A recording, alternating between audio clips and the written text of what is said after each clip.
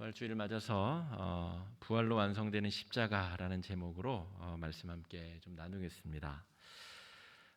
오늘 말씀은 바울이 고린도 교회 교인들에게 쓴 편지인데요. 그 중에 특별히 이 부활과 관련된 내용을 다루고 있습니다. 그런데 고린도 교회 안에는 부활을 믿지 아니하는 성도들이 있었습니다. 이것이 바울로서는 감당하기 어려운 그런 현실이었는데, 이런 일이 굉장히 이상한 일이 아니고 그 당시 고린도 도시 안에 또 그 일대 그리스 전체 땅에 그런 문화가 가득하고 팽배하였기 때문에 끊임없이 바울은 이 부활을 믿지 아니하고 인정하지 않으려고 하는 사람들과의 계속된 어떤 다툼, 또 그들을 설복하기 위한 여러 복음의 설명에 집중한 흔적들을 우리가 볼 수 있습니다.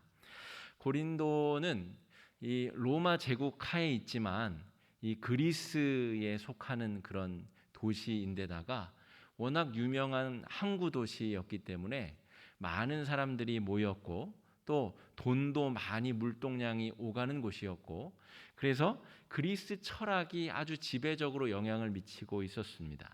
그런데 그리스 철학이 복음이 전해지는데 방해하는 역할을 하였던 것이죠. 바로 이 예수님의 십자가와 부활을 설명하는 데 있어서 그리스 철학이 그것을 가로막는 중요한 역할을 했다라고 하는 것입니다. 십자가와 부활을 설명해야 복음을 증거할 수 있는데, 이 그리스 문화권에 있는 사람들은 예수님의 부활을 믿지도 않고 인정하지도 않고 받아들이려고도 하지 않았기 때문에 이 문제를 넘어서는 것이 바울에게 있어서는 굉장히 중요한 문제였다 하는 것이죠. 그렇다면 이 그리스 철학이 어떻게 이 예수님의 부활을 가로막는 일을 하였느냐라고 하면, 이 그리스 철학에서는 영혼과 육체를 아주 정확하게 분리해서 생각했습니다. 영혼은 귀한 것, 소중한 것, 영적인 것, 굉장히 고상한 것. 하지만 육체는 더러운 것, 없어질 것, 썩어질 것, 우리로 죄짓게 만드는 것. 그렇기 때문에 신의 아들이 우리를 위해서 죽으셨다 하는 것까지는 받아들일 수 있지만, 그 신이 그 더러운 껍데기를 다시 주워 입었다, 이것을 받아들이지 못하는 겁니다. 그런 어리석은 신이 어디 있단 말인가? 어떻게 그것을 우리로더러 믿으라고 하는 것인가? 이들이 평생 배워왔었던 학교 교육, 그들의 그리스 철학이 복음이 마침표를 찍는데 지금 방해 역할을 하고 있다 하는 것이죠. 그래서 고린도전서 1장 18절 말씀은 이렇게 기록하고 있습니다. 한번 같이 읽어보실까요? 시작. 십자가의 도가 멸망하는 자들에게는 미련한 것이요 구원을 받는 우리에게는 하나님의 능력이라. 그러므로 그들이 가진 지식이, 상식이 복음을 복음되게 하는데 가로막는 큰 장애물 역할을 하고 있다 하는 것입니다. 오늘 우리는 2021년 부활주의를 맞이하면서 우리 안에는 이 고린도 교회 안에 있었던 이런 문제적 요소는 없는가, 우리 스스로를 잘 점검해 보는 시간이 되면 좋을 것 같습니다. 복음에다가 우리는 자꾸 뭔가를 섞고 싶습니다. 예수 믿는 것에다가 다른 것들을 추가하고 첨가하면 더 좋을 것이라고 우리는 믿는 것이죠. 예수 믿으면 덩달아서 내 재산도 잘 불어나고 내가 더 부자가 되면 좋지 않을까? 여러분, 그게 나쁩니까? 나쁘다고는 할 수 없지만 복음과 부자가 되는 것과는 아무 상관이 없는 것인데, 우리는 너무나 쉽게 이것을 섞고 싶은 것이죠. 예수의 복음과 그리스 철학이 혼합되려고 할 때에 오히려 복음의 본질을 가로막고 복음이 복음되지 못하게 했다는 이 고린도 교회 문제를 볼 때, 우리 안에 있는 이 혼합주의 신앙, 이 문제를 우리가 어떻게 극복할 것인가 라고 하는 중요한 질문을 우리 스스로에게 좀 던져봐야 될 것 같습니다. 예수 잘 믿고 그 사람이 성공하는 길로 탄탄대로로 가면 좋겠지만, 예수 믿고 천국 가는 것과 이 땅에서 탄탄대로 성공 가도를 걷는 것과는 아무 상관이 없음에도 불구하고 우리는 우리 마음의 욕망대로 예수 믿으면 돈도 많이 벌고, 내가 주식 투자하면 그 주식이 쭉쭉 올라가고, 내가 하는 일마다 형통하게 되는 그 축복을 우리는 언제든 여러 가지로 내가 원하는 대로 섞어내고 싶은 그런 열망, 욕망이 우리 안에 가득하다는 것이죠. 그러나 오늘 고린도전서 15장 말씀이 우리에게 분명히 이야기하는 것은 그런 행위가 오히려 복음을 이해하고 깨닫는데 장애물이 되고, 우리가 예수의 생명을 통하여 구원받는데 걸림돌이 될 수도 있다. 바울은 엄중하게 우리에게 그렇게 경고해주고 있습니다. 바울은 그래서 어떻게 하였는가? 빌립보서 3장 8절 말씀은 이렇게 기록합니다. 한번 같이 읽어보겠습니다. 시작. 또한 모든 것을 해로 여김은 내 주 그리스도 예수를 아는 지식이 가장 고상하기 때문이라. 내가 그를 위하여 모든 것을 잃어버리고 배설물로 여김은 그리스도를 얻고자 합니다 하는 것이죠. 예수를 얻기 위해서는 우리가 내가 그동안 가지고 있었던 상식들, 철학들, 지식들, 여러 가지 가치 체계의 위계들을 깡그리 버릴 수 있어야 오늘 부활의 아침에 부활의 이야기가 제대로 우리의 영혼의 귀에 들려질 수 있다 하는 것이죠. 그렇지 않을 때에 우리 안에 여전히 내가 가지고 있는 가치관들이 남아있는 채로 복음을 우겨 넣으려고 하면 우리 안에서 내적 갈등과 충돌이 벌어지고 복음이 오히려 괴물로 변질되는 현상들이 우리 안에 벌어질 수 있다 하는 것입니다. 오늘 바울은 고린도전서 15장에서 그 이야기를 하면서 복음이란 무엇이냐, 십자가와 부활이란 과연 무엇이냐를 이야기하며 여러 증인들이 이미 우리 가운데 있다라고 이야기를 하고 있습니다. 바울은 증인들 이야기를 끌어냅니다. 이 헬라 철학, 그리스 철학에서는 육체의 부활을 인정하지 않을 수 있지만 예수님이 실제로 그 육체가 창에 찔리고 손발이 못이 박힌 그 육체가 부활했다는 사실을 우리가 부인할 수 없는데 그 유력한 증거들이 우리에게 이미 있다는 것이죠. 그 증인들이 누구냐면 바로 11 제자들과 또 500여 형제들에게 일시에 나타나셨고, 또 마지막에 나와 같은 이 죄인 바울에게도 예수님이 친히 나타나셨다.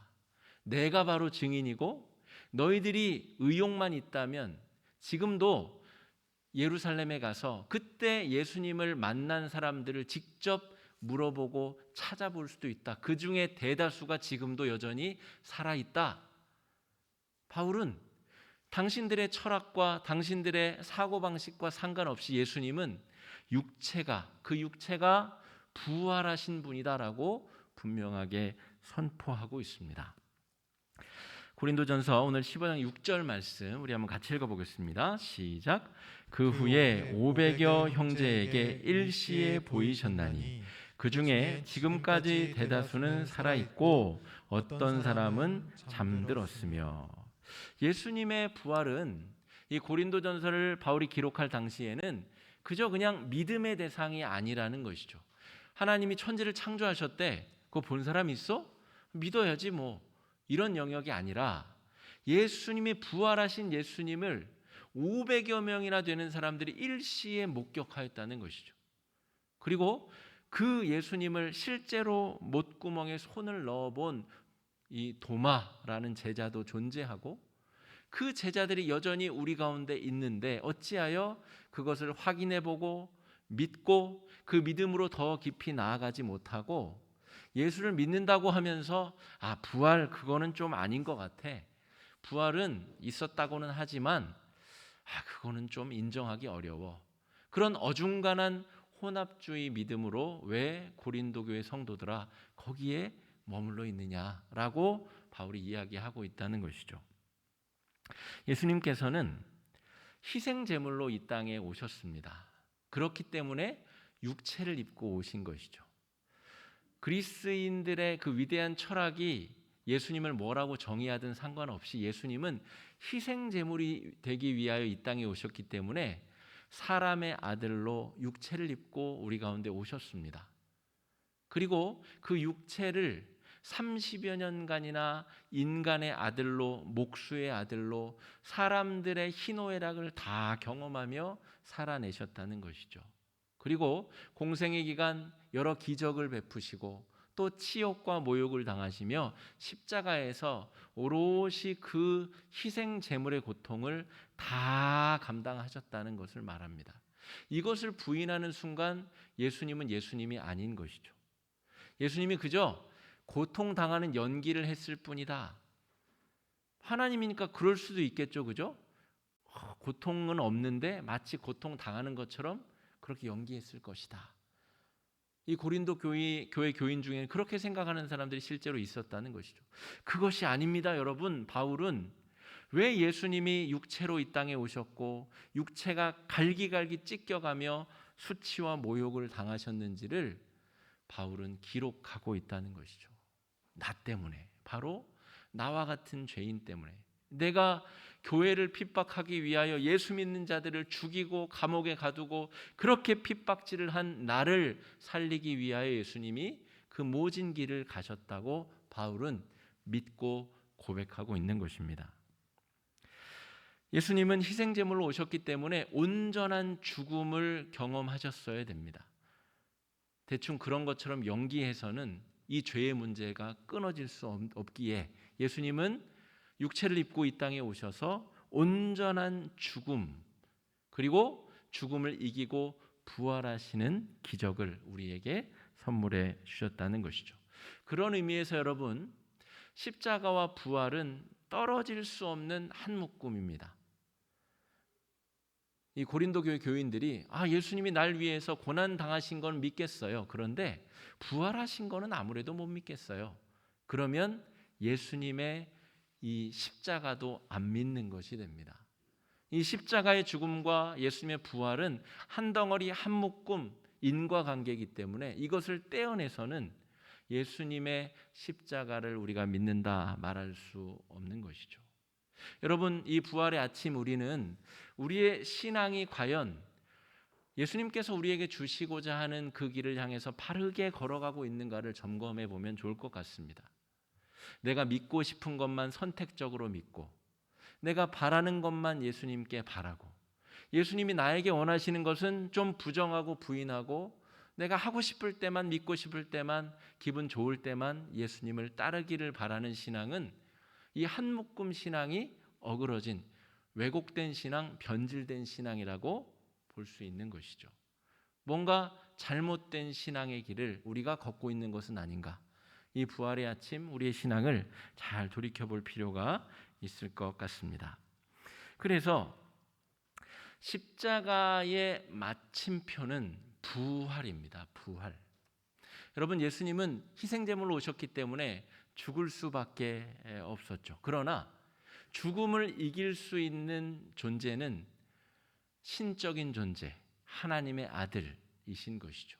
그러므로 예수님은 죽음 가운데 갇혀 계실 수 없는 분임이 부활을 통해서 증명되고 있는 것입니다.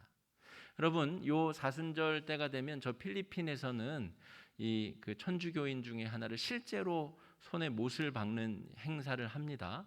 그런 일이 실제로 있을까? 검색해 보시면 실제로 매년 사람 손에 못을 박고 발에 목을 십자가에 사람을 매답니다. 여러분, 일면식이 없는 필리핀에 있는 어떤 남자가 나를 위해서 십자가에 달린 것이 나와 아무 의미가 없는 것은 그도 인간이고 나도 인간이기 때문에 그렇습니다.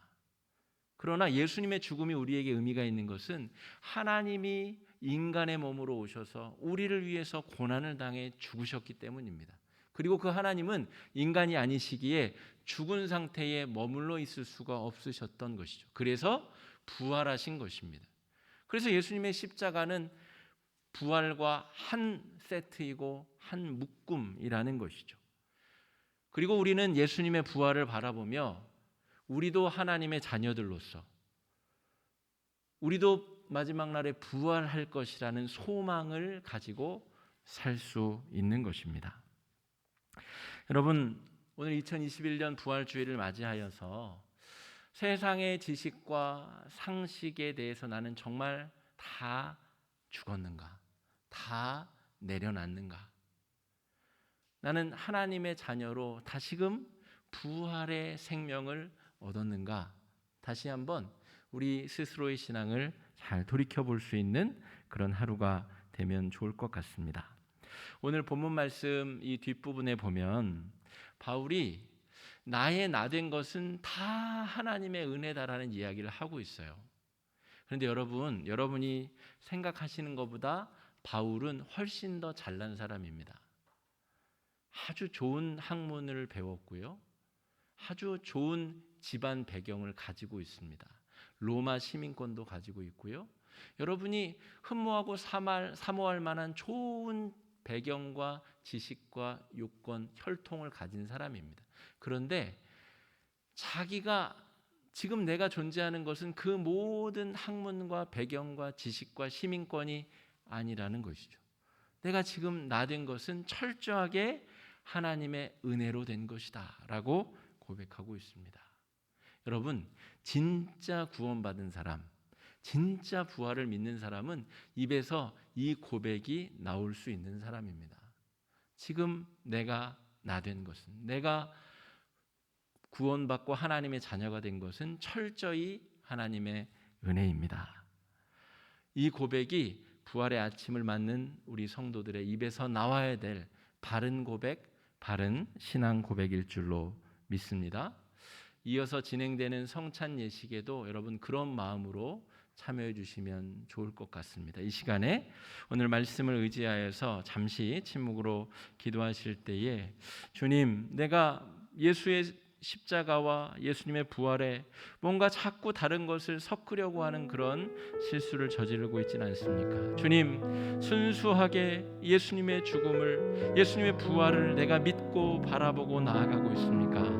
이 시간에 잠시 침묵으로 기도하는 시간 갖겠습니다. 기도하겠습니다.